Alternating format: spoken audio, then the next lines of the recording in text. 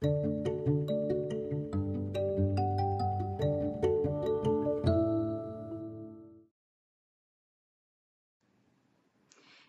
thank you for joining me today. My name is Miss Wofford, and I am a math coach and a math interventionist at Lincoln Heights Elementary School in Spokane Public Schools. Today, we'll be doing a lesson for kindergartners, so I would just like kindergartners to join me at the screen. Well, kindergartners and their friends. You don't need any materials today. We just need you. Let's go ahead and get started with our learning target. Today's learning target is I can tell how many items I see and figure out how many more to make 5. In kindergarten, 5 is a really important number, so we'll be focusing on that today. Let's go ahead and warm up. We're going to warm up today with something we call bunny ears. Maybe you've done that with me in the past. So how bunny ears works is I'm going to say a number. I'm going to say, make me a number, and then I'm going to say ready, set, show, and you're going to show me that number with your fingers. Bunny ears are important because they help mathematicians visualize or picture numbers. We need to be able to picture numbers in our head. So we're going to use our fingers, and the reason we call it bunny ears is you're going to make me the number up here.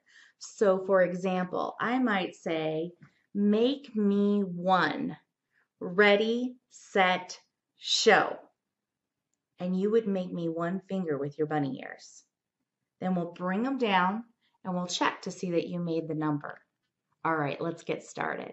First number, make me 5. Ready, set, show. Did you make me 5? Bring your fingers down and let's check. Maybe some of you out there made 4 and 1. Maybe your bunny ears were 4 and 1. 4 and 1 make 5. But that's not the only way to make 5.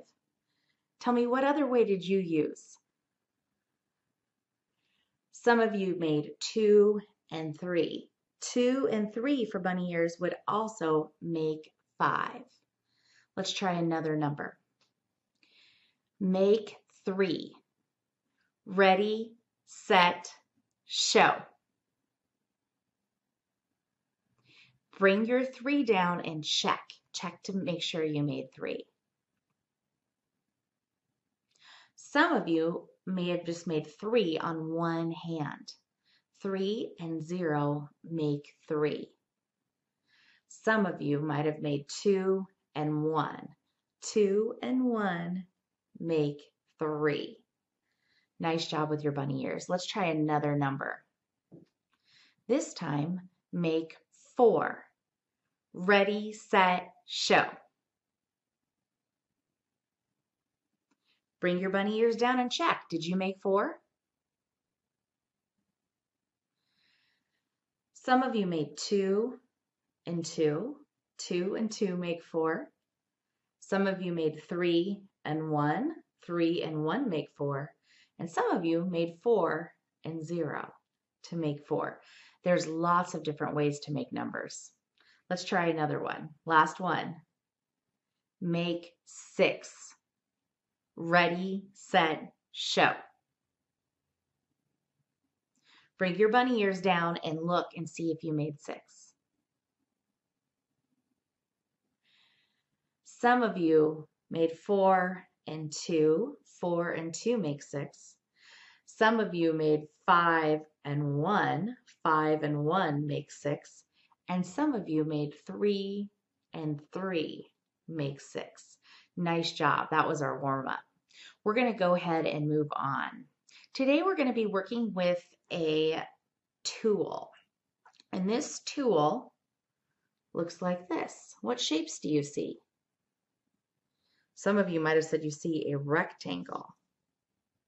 Others might have said that they see squares. We're going to focus in on the squares today. How many squares do you see?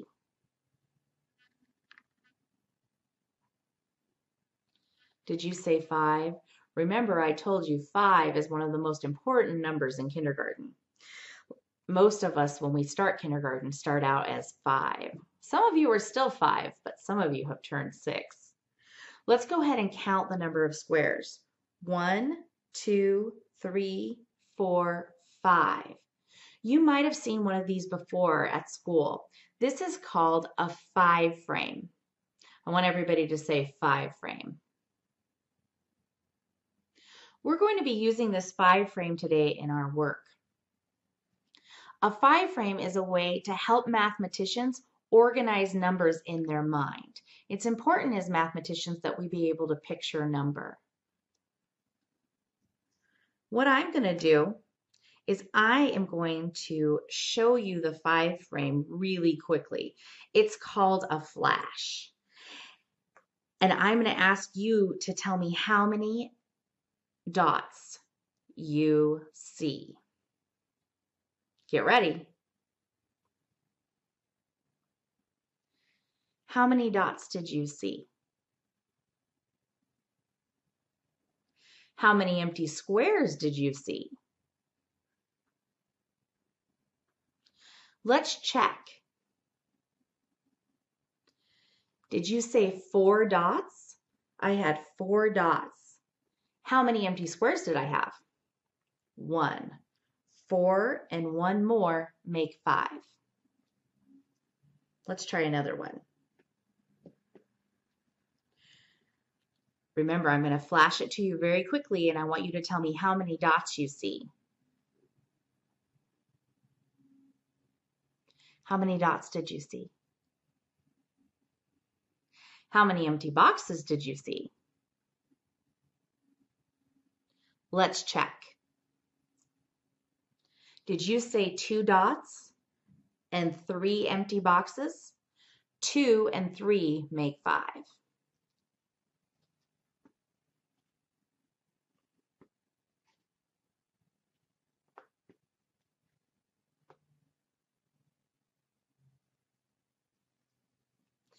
Get ready. How many dots do you see?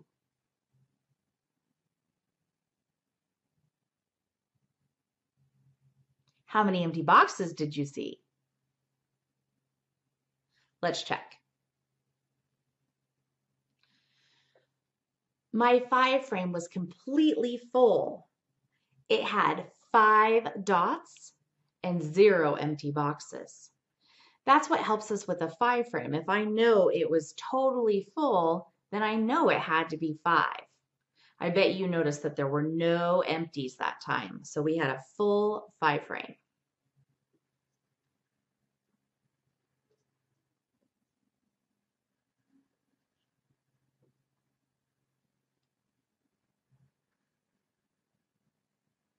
Get ready. How many dots did you see? How many empties did you see? Let's check. 3 dots and 2 empties. 3 and 2 make 5.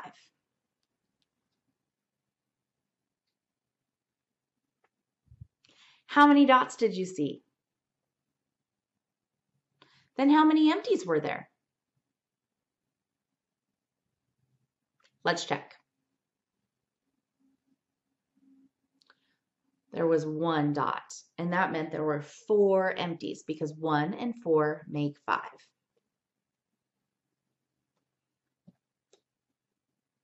Get ready. How many dots did you see? How many empties? Let's check. If you said there were no dots or 0 dots, you were right. There were 0 dots and 5 empties. An empty 5 frame has nothing in it. That means it has 0.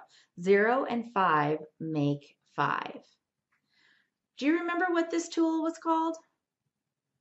It's a 5 frame, and it helps us organize numbers in our mind. It helps us picture them.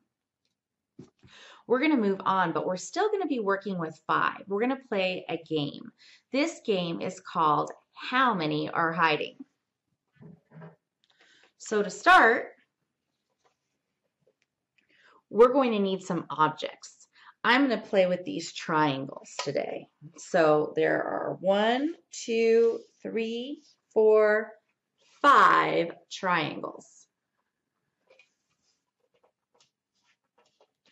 What I'm going to do is I'm going to cover some of the triangles with my hand.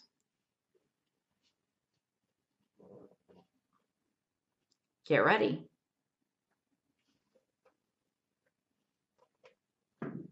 How many triangles do you see? So how many must be hiding?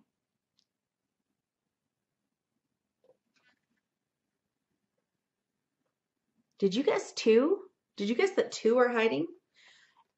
In my classroom, when I play this game with my students, I tell them to check.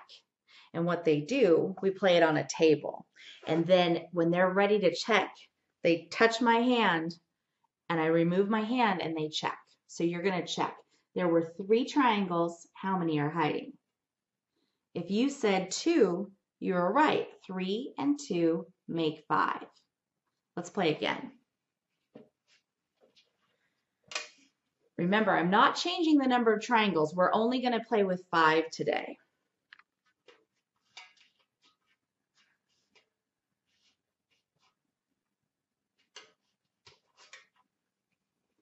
How many are hiding?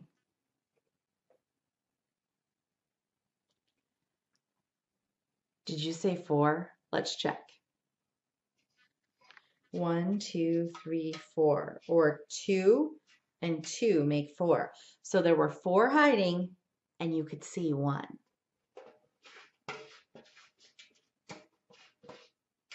Let's try another one. How many are hiding?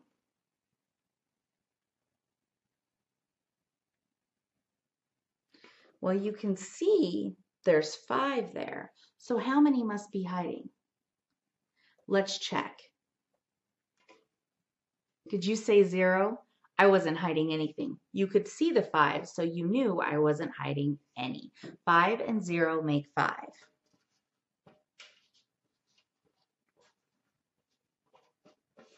Let's try another one.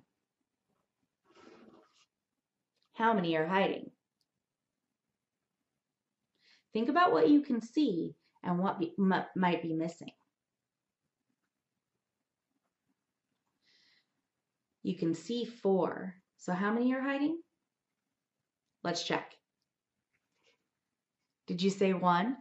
You were correct.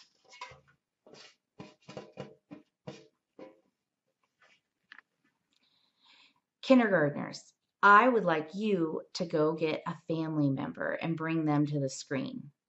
It could be a dad, a mom, a grandpa or a grandma, or even an older brother or an older sister. Go ahead and go get a family member and bring them to the screen.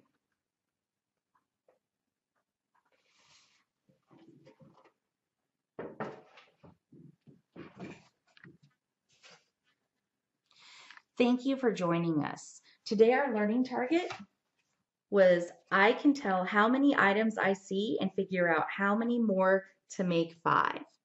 5 is a really important number in kindergarten. We've been working on different ways today to use 5 structure. So some ways that you could possibly help your kindergartner at home are to use 5 frames and make 5 frame cards of your own. I'm going to give you an example. So to make a 5 frame, you just draw a rectangle. I would want the adult or the older sibling to do this, not the kindergartner. You make a rectangle and then you divide it into 5 boxes. So that would be your 5 frame. And then you can just take another color. We used red today, but it doesn't really matter. You can just use another color and you can fill the 5 frame with different numbers. So for example, this would be an example of 2. So you could make 5 frame cards. You want to make sure that you have the numbers 0 through 5 represented because 0 is a very important number. And then you can flash your kindergartner. That flash means just to show them the image very quickly, and then ask your kindergartner what they see. How many dots did you see? How many empty boxes? That's a great way to practice 5 structure. Another thing you can do is play the game we just played, which is called How Many Am I Hiding? How Many Am I Hiding starts by taking a number of objects. We played with 5 today. You could play with 5 pennies, you could play with 5 buttons, you could even go into the kitchen and get 5 beans. But you establish that the number you're playing with, in this case 5, and you just have one person turn away while the other person hides a number. So for example, if we're starting out with these 5, I might go ahead while the kindergartner isn't looking and hide some objects. Then I'm going to ask the kindergartner, how many am I hiding? Once your kindergartner guesses, then you're going to have them check. I usually have them touch my hand to let me know that they're ready to check. And then they check. The important part of how many am I hiding is that your kindergartner is talking about what they see and how they know what is hiding. And sometimes it's even fun to take turns, and I will, after a few rounds, I'll let the kindergartner hide and ask me how many are hiding. We played with the number 5 because that's a really important number in kindergarten.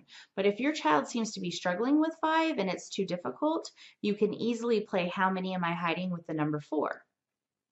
And then you can always go back to 5. When 4 gets really easy, then you can up the number and go to 5.